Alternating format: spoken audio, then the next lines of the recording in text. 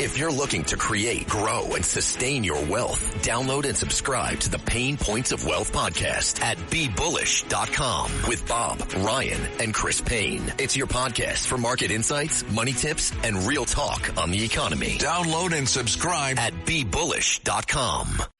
TaxAct filing software and live tax experts can help small businesses easily knock out their taxes. Actually, our experts can help you find deductions and credits for any sized business.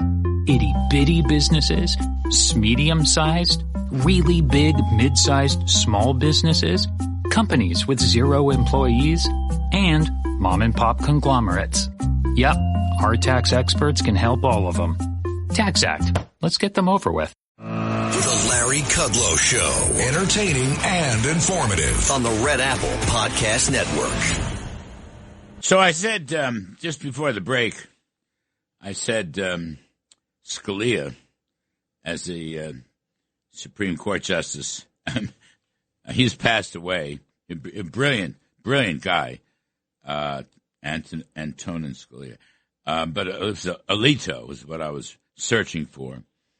Alito voted with Gorsuch to dissent, as did Clarence Thomas. And Gorsuch, Kavanaugh's dissent was brilliant, absolutely brilliant, as I read parts of it. The other, though, the two that I can't figure out, Gorsuch and Amy Coney Barrett, geez, they're Trump appointees.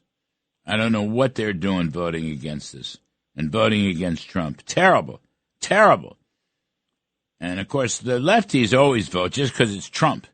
They don't even look at the Constitution, Kagan, Sotomayor, and Jackson. I expect that from them. Judge Roberts tried to make this constitutional argument, but I don't think it holds water in the face of Kavanaugh's dissent. Anyway, let's turn to my pal John Carney, Breitbart news editor for economics and finance and a co-author of the great daily Breitbart Business Digest. There's no better product out there. So, John, welcome back. We were talking about it on the TV show. What's your here's the morning after to digest all this. What are you thinking about? So, one, I want to share your opinion there about Kavanaugh's dissent and also Clarence Thomas's dissent. If you're at all into the law, I recommend people take a look at it. It's really good. Kavanaugh gives a real master class on the history of tariffs in America. Clarence Thomas tells us we shouldn't even be calling them tariffs because they're really import duties, and that's what you should be looking at. But it really is a great demonstration that this has actually been the practice in America, the president being able to regulate imports through duties on the imports has been the practice in America for all of American history. The the majority opinion here is just frankly wrong when they say that this has never been done before. Yes, IEEPA is doing tariffs under IEEPA is somewhat new, but Nixon had done it under the predecessor statute. Mm-hmm. So I really think that the dissenters here carried the day. Amy Coney Barrett and Gorsuch have no business being on the wrong side of this. They really messed up. Gorsuch's opinion tries to say that there might be like a non-delegation problem here. Thomas destroys that argument. I think that, but the bigger picture is I don't think it even matters that much. I think they spent a month and a half considering this. With this huge opinion came out. And by the way, we have a Gorsuch opinion, we have a Roberts opinion, the liberal judges have their own opinion, so it's not even clear exactly what the law is coming out of this, but it doesn't matter because the administration said, okay, we can't do it under IEEPA. Well, we have Section 122, they have 338, they have 301. So there's a ton of other provisions that will allow them to recreate essentially what they had done with IEEPA. So it's not going to make that big of a difference. Let me, well, first of all, Amy Coney Barrett and Gorsuch have no business voting against Trump. I mean, no business. I mean, he appointed them, and it's incredible that they walked away from him. But in terms of Brett Kavanaugh, I'm reading here, acting pursuant to his statutory authority to, here it is, John, regulate importation under the 1977 IEPA Act. The president has imposed tariffs on imports of foreign goods. Regulate importation, John. That's pretty clear. And then later on he says, Kavanaugh countered that Congress reenacted the very phrase regulate importation in 1977. In other words, the first time was 1974, and then back in 1977, when they actually passed IEPA, he said, the very phrase regulate importation 1977, after previous presidents, including Richard Nixon and Gerald Ford, used similar statutory language to justify tariffs. And he went on to say, if IEPA allows embargoes and quotas, it logically allows tariffs. I mean, it's really, well, yes, please go. If Congress wanted, that's exactly right. And the reason why that's really important for people to understand is that if Congress wanted to stop the president from being able to use tariffs under the regulate, the authority to regulate, they absolutely had just seen Ford and Nixon do it, and they could have said, but you can't do tariffs. They didn't. They knew that regulate meant tariffs, that it could mean tariffs, and they kept the same language. In other words, that should be decisive evidence that this is a power given to the president. That a lot of people will say, but, isn't it a tax, and doesn't Congress have to pay taxes? That's where Clarence Thomas's dissent is so powerful. He says, actually, historically, going all the way back to the pre-revolution colonists, they objected to internal taxes from the British. They said, you can't do that without representation. But they actually acknowledged that international commerce actually is a duty of the king and the parliament to regulate, that could be imposed. Clarence Thomas points out that's the same thing here, where the president actually does have, it was looked at as part of foreign diplomacy, international commerce, not the same way we look at internal commerce. When you and I buy and sell things, that is, something we need a free market for. But necessarily, international commerce is part of foreign diplomacy. That's given to the president. Yeah, see, that's a really important point. The Supremes didn't deal with that. But President Trump has conducted trade policy hand in glove with diplomacy, with foreign policy. Right. I mean, he's the commander in chief, right? Nobody's denying that he does foreign policy. But part of his foreign policy was trade to, shall we say, incentivize countries to behave or come around to our point of view. And, John, the example I use is India. I mean, they just did this, a few days before this Supreme Court decision. India finally agreed to stop buying Russian oil, right? They had been rogue buyers of Russian oil, second only to China. So we're at war with Russia, and this is bad. And Trump negotiated a deal and brought the tariffs down from 50% to 18%. So here's where he combines foreign policy with trade policy. Now, why would the Supremes want to put their nose into that or stop that? That's beyond me.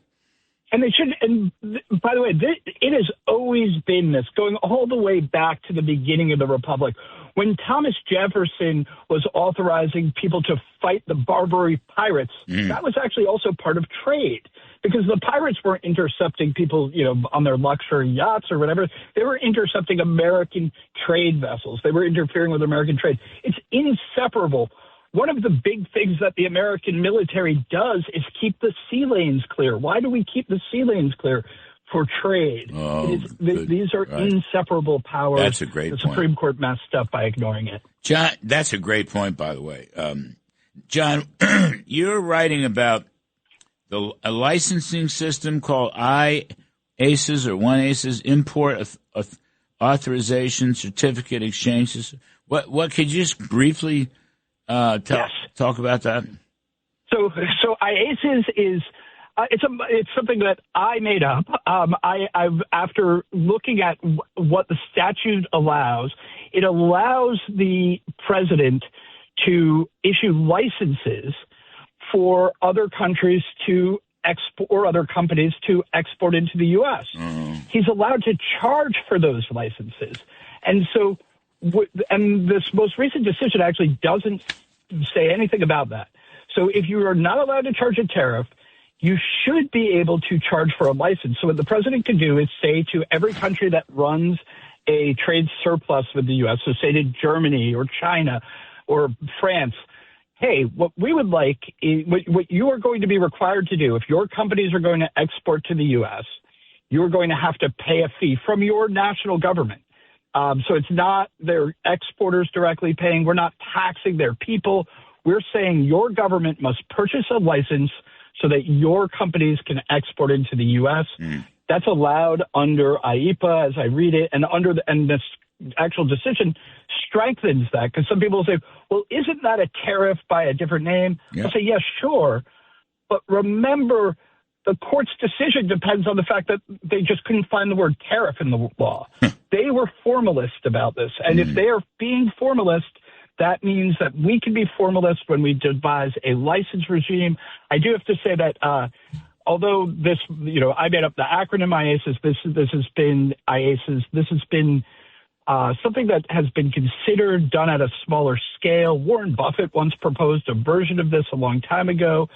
The Commerce Department, I've mentioned this idea to people in the administration, I think, and Trump mentioned licenses last night, so it is something that they are thinking about. Yeah. And I really do hope that it should be part of the toolbox that they use as they're trying to figure out what to do after this decision. So we're talking about the tariff decision, which really was a technicality and will not stop President Trump's policy of reciprocity, level playing field, which is so important to our economy and to our foreign policy. We're talking with John Carney, Breitbart News editor for economics and finance and co-author of the Breitbart Business Digest, which everybody should read every day. It's fabulous publication. It's a lot of work, John, by the way. I do the riff. And that's a lot of work, too. Then it's edited and runs in the New York Sun and elsewhere, Real Clear Politics and so forth. But your thing's longer than my riff's about 3 pages, but your publication's often 6, 7, 8 pages. That's a lot. I should probably keep it shorter, Larry, but it's great. A lot of times there's so much going on that I really feel like I need to, dive into things pretty deeply and make sure that I explain what's going on. So frankly, I enjoy it. I love doing it. Are you writing it when you're on the move? You tapping it out on your phone? Yeah, I often bring my laptop with me. Oh. I sit on a train or in a car and type away. They said William F. Buckley used to bring a typewriter into the back seat of his car and type from there. So that's sort of my inspiration. I type on the go. Bill Buckley, who was a very, very dear friend of mine, he could knock out a column, John, in 20 minutes. 20 minutes. And, he was a brilliant guy. Now, we do the riff. We do it upstairs. So Studio J is on 12. Our offices are on 20. I dictate it. I dictate the riff. That's how we do it. And it usually takes about 20, 25 minutes. And I dictate the opening to the show. I love to dictate. I do it obviously much faster than typing. You and I have a great advantage, Larry, in that we can write this stuff quickly because we're paying attention day in and day out to everything that is happening. Yep. And so, in a sense, our day jobs are the research for the Riff, for the Breitbart Business Digest. And so, everything, one thing helps the other. So it's great. Yeah, it is great. I keep a lot of the digests in my folder, back digest, just to, if I'm giving a talk someplace, it sort of spurs, it gets me to remember important stuff to put in. Let me ask you something about this decision here. What the hell's going to happen with the tariff-related revenues? They didn't mention, the Supreme Court didn't even talk about that. And I had Mohammed El-Arian on the show after you, and we were talking about the economy, and he said it's not macro, but on a micro basis, companies, there's a lot of uncertainty what's going to happen with these tariff revenues. I mean, is that an important point, or what do you make of it?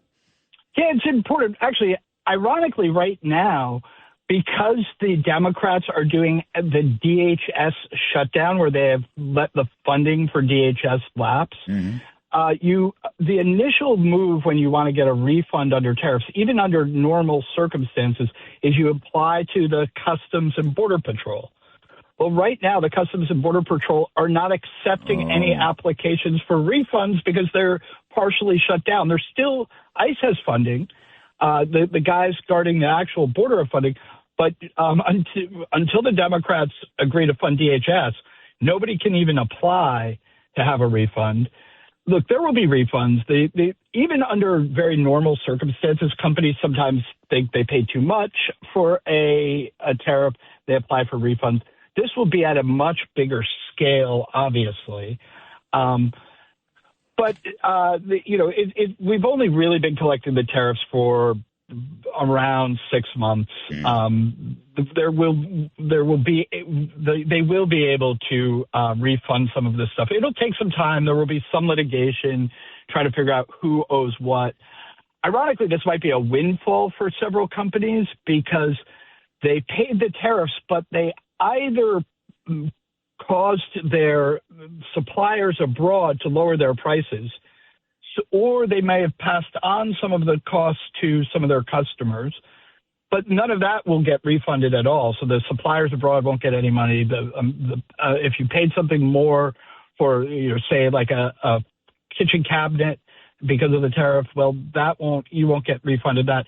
The companies will do it. So it'll be a bit of a windfall, but I don't think that'll affect things like their stock price very much because it's a one-time thing. They'll get some money back, but it doesn't feed into long-term earnings. Yeah, I don't think it'll help very much. I was just thinking GDP is about $30 trillion, and on paper the tariff revenues, 135, maybe 150 billion. And the other thing is, and you were writing about this, there's a big difference. They show their list price, but that's not necessarily what they paid. They might have paid much less, but they show their list price. That was the New York Fed, the stupid model of the New York Fed. There's a big difference between the actual price, which we don't know, and the price they list for the Customs and Border Control. Yeah, and there's a couple of reasons why those things tend to be different. One is that if a tariff goes on and suddenly you say you're paying 50% less, that looks like you're just trying to dodge the tariff because you pay less because the thing is less.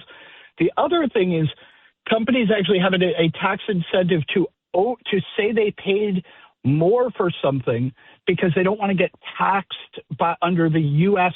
corporate tax system. It's deductible. It's deductible. Yes, exactly right. The tariff is deductible. I know. Then they don't get that much. The New York Fed, you were right. I mean, Kevin Hassett spanked them in public, the NEC director. You were dead right about that. Everybody got mad at Kevin Hassett, but he was right. It wasn't a good study. And I'll tell you, I pointed out the flaws of it 7 years ago because they did the same thing with the China tariffs. They could have done a cleaner version, Larry. They could have done something like exclude all related party transactions. They could have at least hinted at this problem. They didn't. Frankly, the only rationale I can think for the way they did it is because they really are not being an independent, apolitical Fed, but they're taking sides against Donald Trump on trade issues. Of course. and everything else. And Yes. these Fed governors and these Fed presidents, and you know what? The Supreme Court, I believe that Trump was there's Trump derangement syndrome in the Supreme Court. There's no, let's and it's sad, but I think Trump is exactly right, and Gorsuch and Barrett should be ashamed of themselves. The Larry Kudlow Show on the Red Apple Podcast Network. Rural Americans deserve access to the best of what our country has to offer, especially health care. Across every state, every community, America's rural hospitals are the first line of defense, protecting our families, neighbors, and loved ones.